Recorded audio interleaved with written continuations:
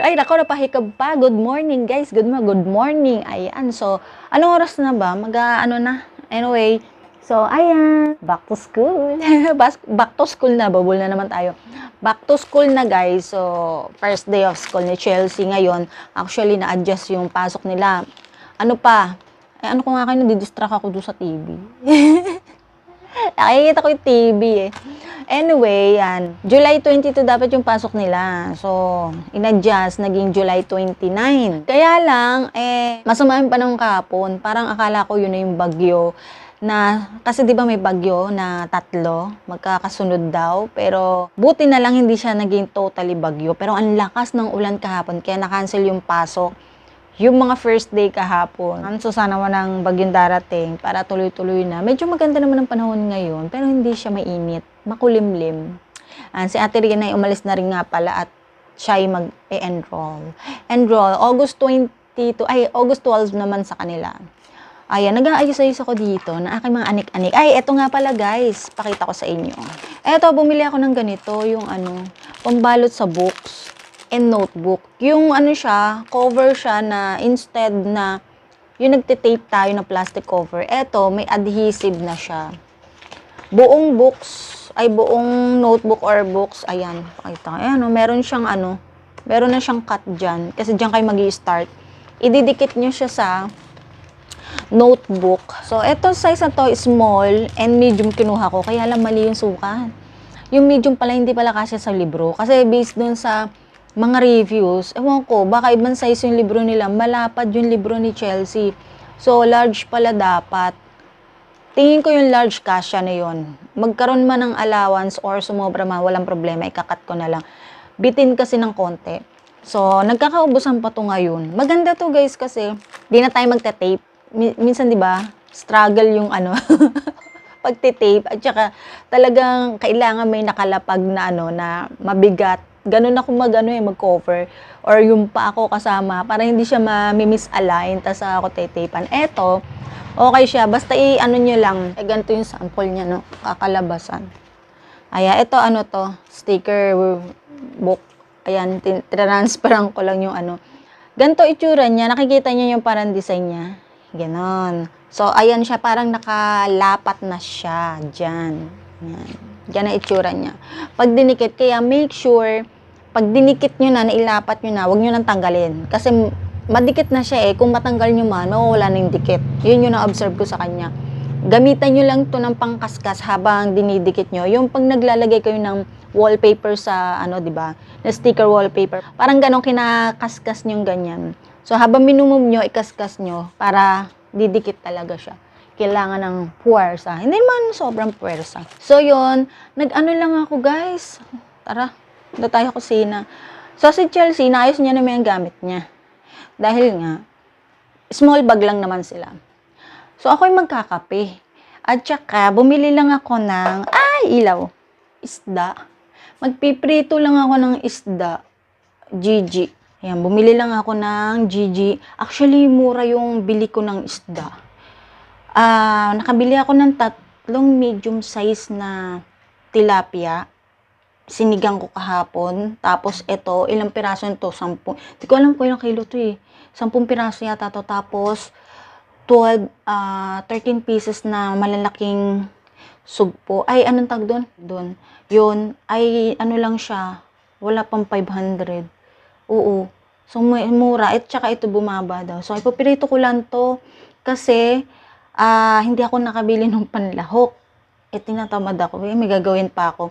Kahapon naman nagsabaw na. So, prito ko na lang to ngayon. So, magpapainit muna ako ng kape. So, saan ko kayo lalapag? Hawak ko kayo. Tapos pinahihirapan ko yung sarili ko. Naanuhan pa kayo ng ilaw sa taas. Kita nyo yan. Yung malaking mapa na yan. May mapa sa pader namin. Yan?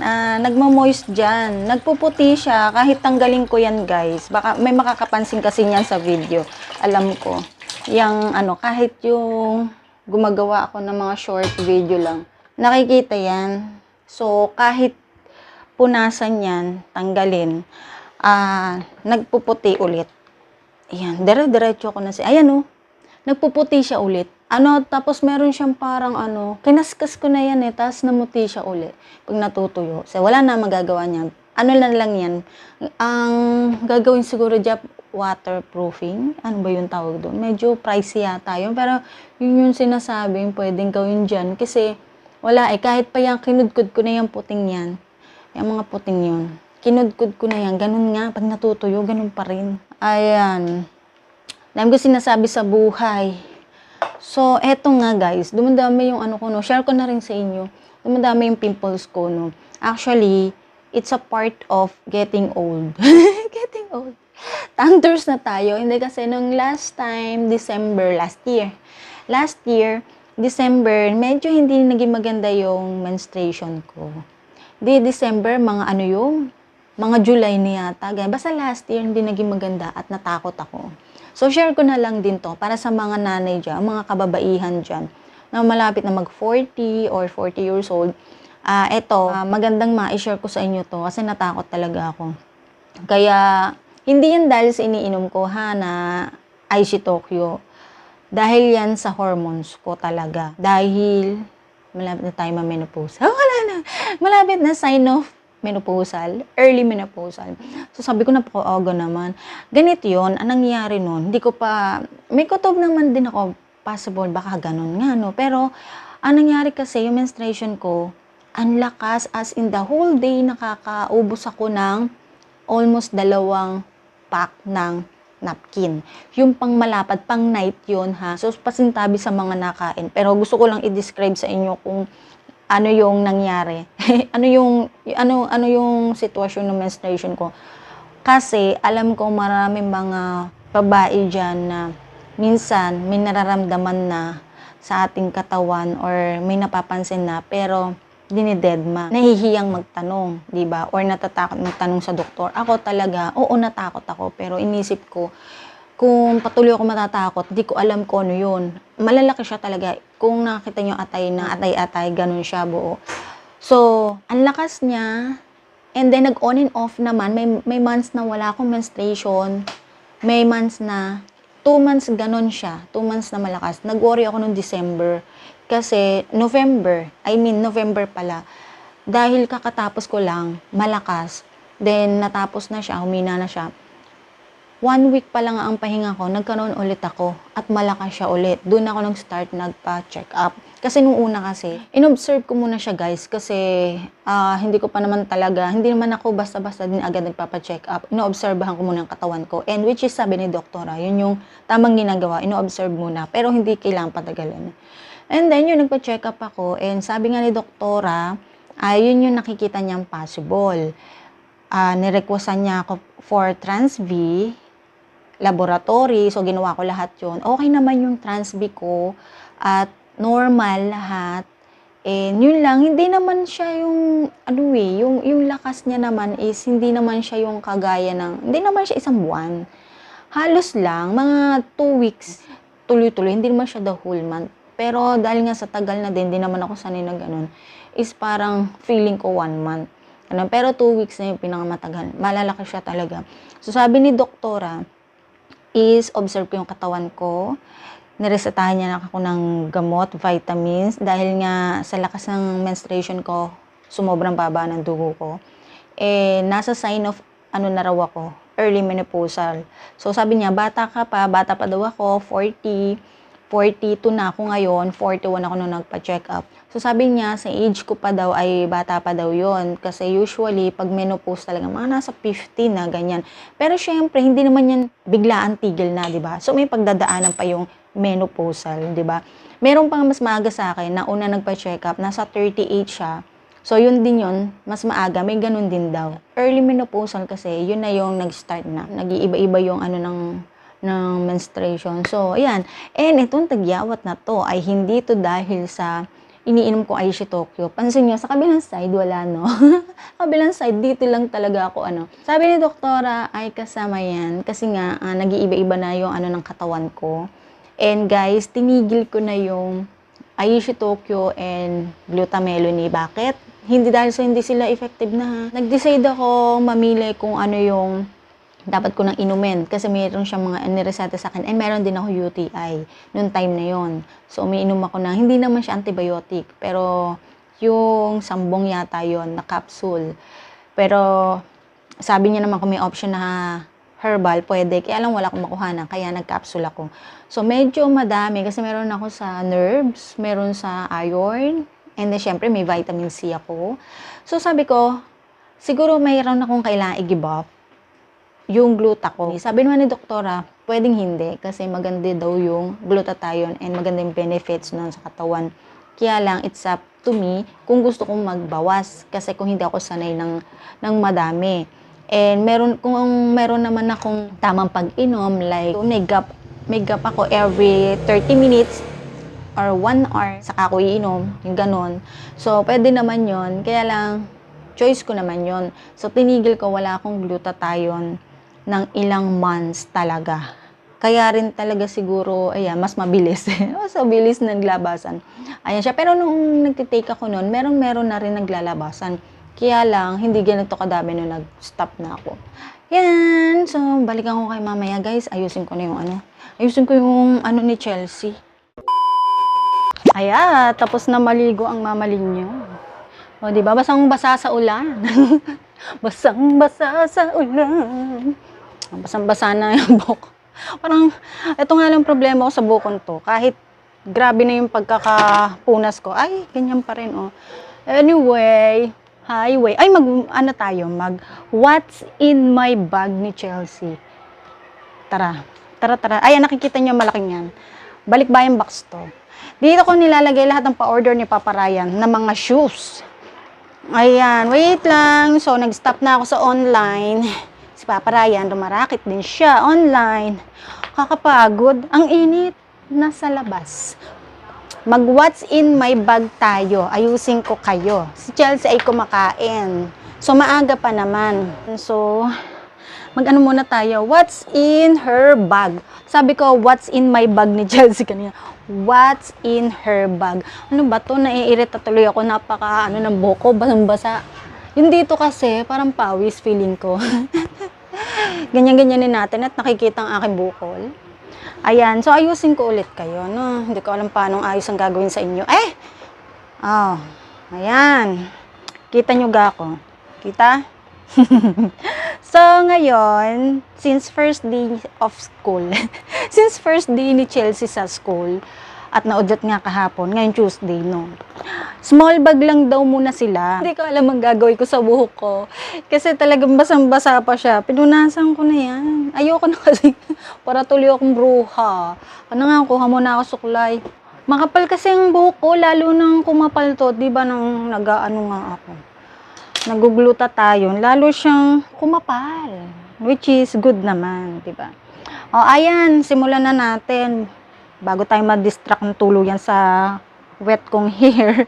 Ayan, may ano pa. So, since first day ng school ni Chelsea, small bag lang daw muna sila. Yung dalawang bag na nakikita nyo, ito yung pang regular niya talaga. Yung may mga books na. Pero ito yung gagamitin niya ngayon. So, ito nabili ko to ng 430 ganon. Sa sa TikTok. Medyo pricey siya. Compare doon. Kasi nga, ayun, ay nabili ko ng 400 plus. Pero 600 ang regular nitong malaki. Dahil nga siya naka-sale, nakuha ko ng 400 plus. So, parang ang laki ng diferensya. Anyway, ang ganda naman ng quality nito, guys. Leather siya, ang kapal. Tingnan nyo naman. Ayan. Ang ganda ng quality niyan, sobrang kapal. At gamit na gamit to ni Chelsea every Friday kasi ito yung kanyang ginagamit. So, open na natin ng kanyang bag. Meron siyang ganito.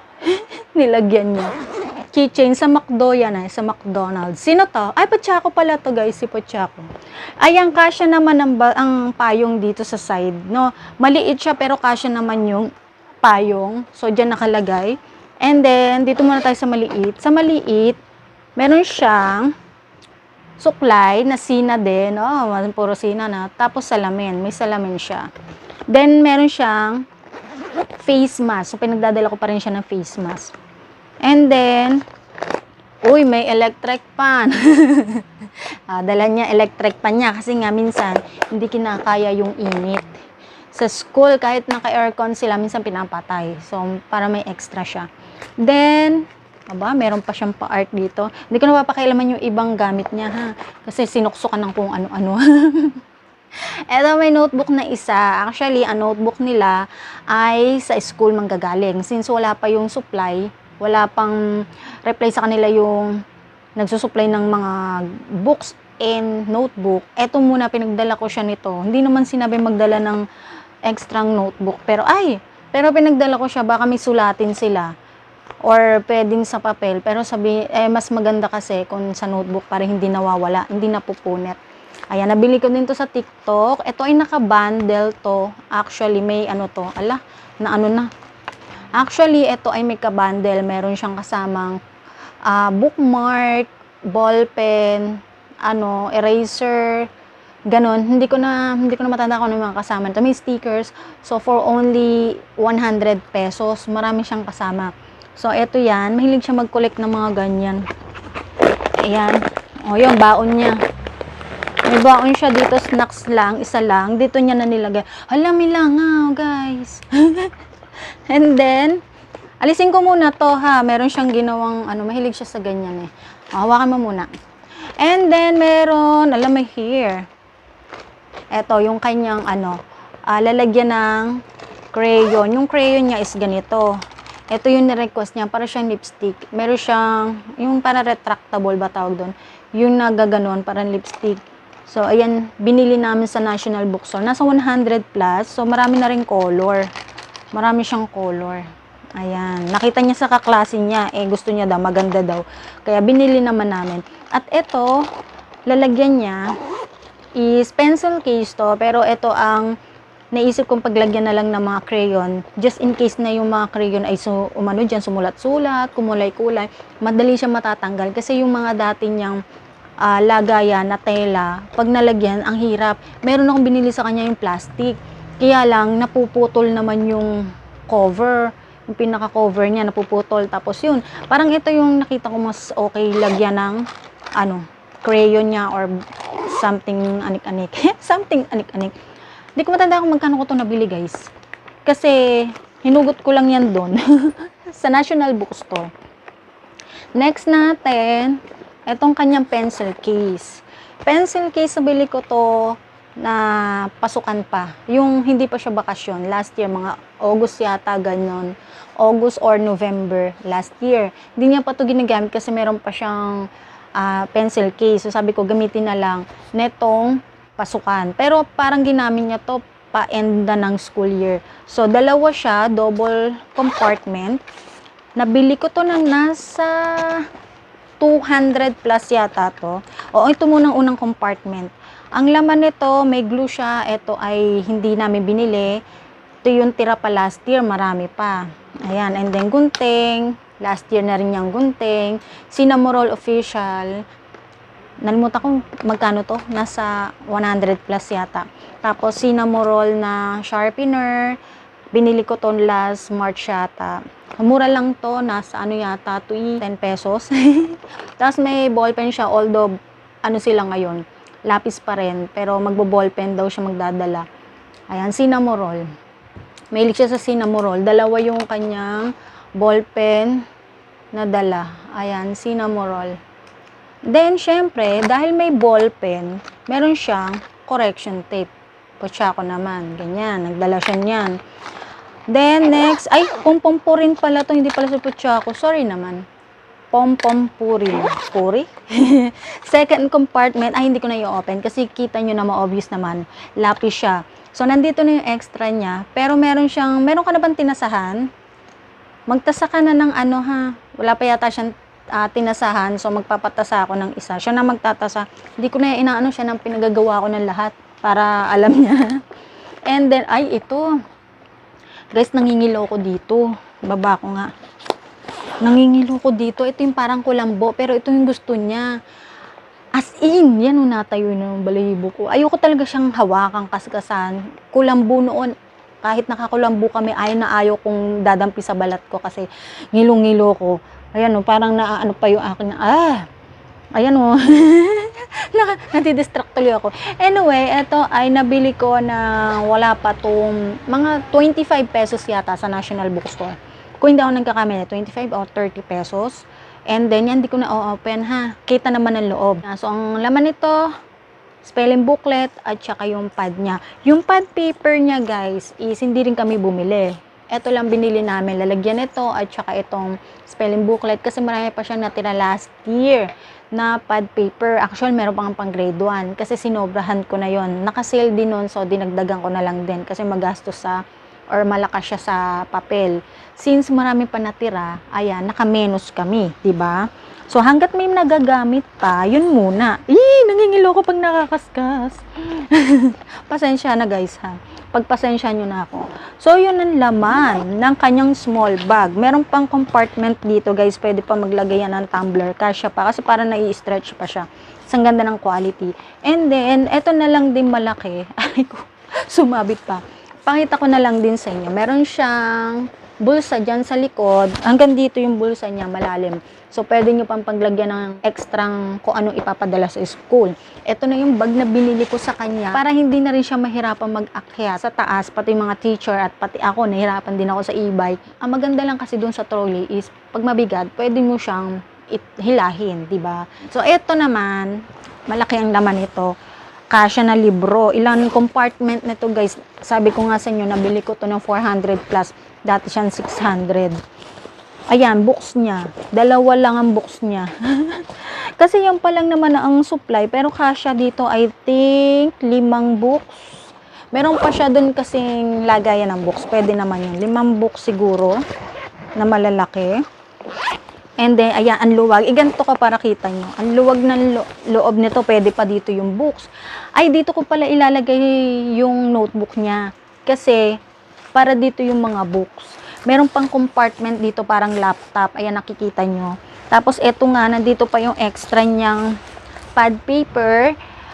Dito ko muna pinalagay. Pero, pag may mga books na, tatanggalin ko siya. And then, meron siyang eraser na ganito. Binili ko to sa TikTok, naka-sale. 15 pesos yata to. 1, 2, 3, 6 pieces na siya na donut. 15 pesos naka-sale. Ito din 15 pesos yung isa, parang piano. Ayan, parang piano. Eraser siya. So, mahilig si Chelsea sa may mga ganyan. Alam niyo na, mga bata, di ba? Mahilig talaga sa ganyan. Ito mabigat. Ito naman, instead of, anong tawag doon? Watercolor, yung kasi pinapadala sa kanila. Ito na lang ginagamit niya dito sa bahay na poster paint for craft. Mga mahilig kasi siya mag-art. So, binilinhan namin siya nito nung bakasyon para ito yung pinagkakalibangan niya. Guys, sa totoo lang, walang gadget ngayong bakasyon si Chelsea, promise. Ang maganda lang sa kanya is nakikinig siya na bawal mag-cellphone. Although, may time lang din talaga na pinagbigyan ko siya nun, pero hindi na naulit. So, dito ko siya finocus. Okay lang na bumili ng mga art material kasi mas gusto ko siyang nasasanay sa ganon. So, ito ay paint. Anong sabi ko kanina? Poster paint. 12 colors siya. Para siyang liquid or yung malambot talaga. Pang paint siya talaga. Maraming color, mabigat, may brush na kasama. And ang maganda sa kanya, madali siyang linisin. Ayan, so bibilhan ko pa siya ng extrang mga brush para magamit niya. Mahilig talaga siya sa art and stationery at yung journal. Pareho kami nagjo-journal. So ito guys, matipid kahit pricey to. Pero, ayan, naano na siya. Paano ba natin aayusin? Ayan na. Napaayos ko kay Chelsea. Matipid yun guys, kahit medyo mahal. Kasi nga, magagamit niya yan ng baka next year, abot pa yan eh. Pero matipid talaga siya, marami. May umanong tubig.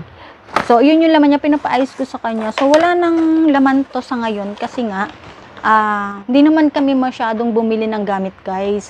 And sanay naman sila sa gano'n na kung ano yung meron pang magagamit na gamit sa school na ginamitan nila. Or, I mean, yung dati na nilang gamit sa school na mapapakinabangan pa, is yun muna. Si Ate Rian nga, ang binili niya nga lang. Maniwala kayo sa hindi, ballpen lang at saka yung bagong bag niya.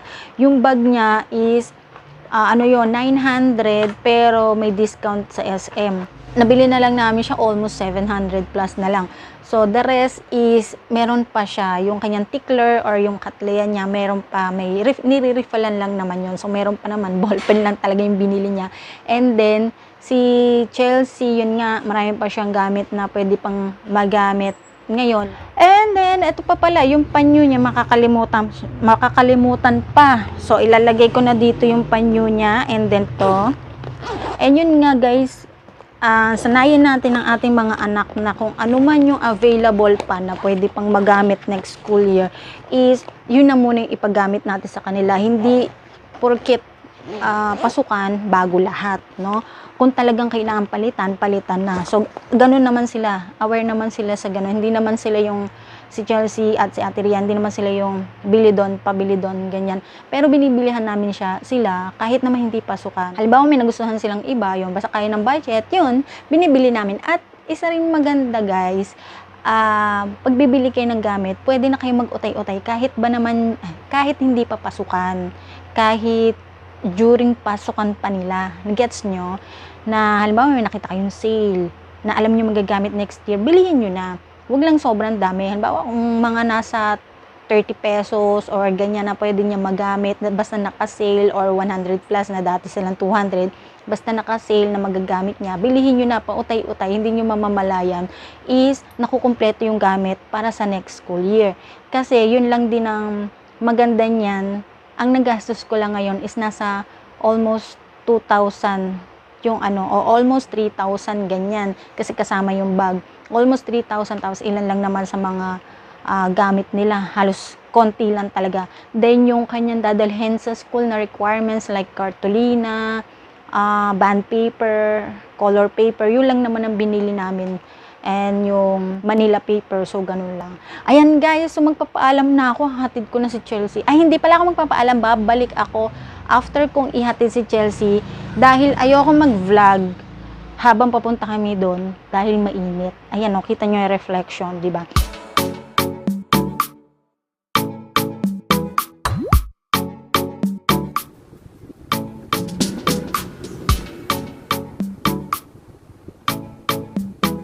Ayan, naalis na si Chelsea. Alis na kami. So, ganyan lang yung outfitan niya. Outfit check. Geng geng. Yay!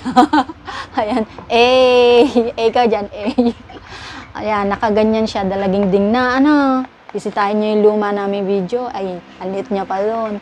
Ayan, ito baon niya to. Ito yung isa, hindi ko pa napakita. Yung sina na para malamig. Ayan, para siyang thermos na sina. Basta yun, ganun siya. Thermos na na tumbler. Ayan, may jacket lang siyang dala para kasi malamig daw sa school. Malamig kaya magdadala siyang jacket, and tingnan niyo, pa-cute na siya. Ginipatang pa yun ng bank. Balik ako mamaya. Okay, alis muna kami. Ayan, nagbabalik ako with my tirik-tirik na hair at puti. Ayan, so anyway, eto na naman ako. Back to reality. Ito ang reality, ito ang realidad. Pag napasok ang mga bata, ako na lang mag-isa. So, nahatid ko na si Chelsea. Kumain na rin naman ako bago ko umupo dito. Si Ate Ria naman ay babalik yun mamaya-maya. Umalis siya dahil magpapa-enroll. Auto-enroll naman na sila. Kaya lang kailangan magbayad ng first month para ma-enroll na talaga. So, mamaya nandyan na yun. And ako na mag-isa dito. At ito, nakabukas yung TV. Binubuksan ko talaga yan kahit walang nanonood. Tapos, ano ba pwede ko i-share sa inyo? Hindi na nga pala ako nag-online guys. Kasi ito na yung napag-desisyonan namin ni Papa Ryan. And, syempre, ayoko ma-stress. Ayoko ma-stress dahil kay BIR. Hayaan ko na muna yung iba. Nangangapa muna ako. Pinakikiramdaman ko yung ibang online seller, lalo na yung kagaya ko, wala experience, na ano yung kamusta sila after nila magpa-register sa BIR, kamusta sila na eto na, natakbo yung negosyo nila na register na sa BIR. And then kapag okay naman, and ano yung mga technique, saka ko papasukin. So yun. So hindi porkit hindi ako nagpa-register ay talunan ako. Maraming nagsabi sa akin sa live noon, alam niyo na, may mga basher, talunan daw ako, hindi ko kaya. Pero hindi, ayoko lang sumabak kasi sa hindi ako sure. O, diba? Kailangan pag-aralan lahat. Yung iba kasi may experience na yan, kaya go, nagpa-register sila. And marami din ako narinig, parang nagsisisi sila. Anyway, ayan. So, pag-uusapan natin about doon. So, ang pag-uusapan natin ngayon, yung buhay ko. Buhay ko pagka pumapasok yung mga bata. So, solo na naman ako. At dahil dyan, and sabi ko nga sa inyo, magpo-focus na ako sa pag-vlog. Dahil yun naman na din ang napag-usapan namin ni Papa Ryan. Hindi nga ako kasing active nung kagaya nung iba na everyday may na-upload. Pero kahit papano, improving tayo, no? Sa isang buwan, ilan na rin na-upload ko. And medyo late na yung iba. Ang dami ko pang na-content na vlog sa kabilang bahay. Kaya lang, masyado nang malilate. Sabi ko, isisingit ko na lang yung nangyari doon. So, hindi ako makakapag-vlog ng latest. Sobrang mahirapan ako mag-adjust. So, sisingit ko na lang yun. So, para makagawa ako na medyo fresh pa, di ba? So, gumawa din ako guys ng isa pa palang YouTube channel ko. Yun yung pinagkakaabalahan ko din ngayon.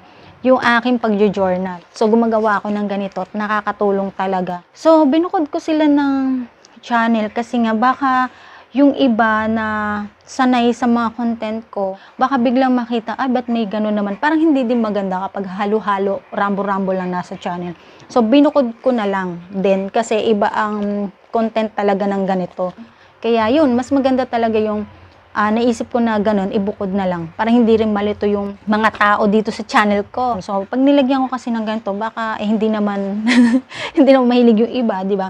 So, at least dun sa isa kong channel, lahat nandoon yung aking ginagawang journal. Ang mga viewers, ang mga followers ay talagang doon sila mahilig. So, yun. So, yun na guys. Don't forget to subscribe, like, and comment. Okay, so thank you so much. Bye! See you on my next vlog.